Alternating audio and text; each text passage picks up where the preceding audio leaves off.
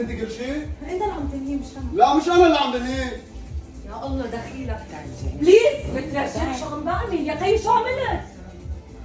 انا شو عملت؟ انا مش فهمتك من يومين وقرضتك كفين عليهم لهالموضوع وقلت لك ما عادش ما تفكري بالموضوع. ما بقى تحكي هيك عيب في عالم انا عيب بدك احترمني.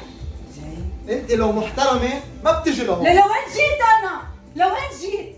جايه عند شاب بدك تعملي بوتوكس وفيلر وقلت لك ما في تجي. هلا كل هول ما الناس تصوري.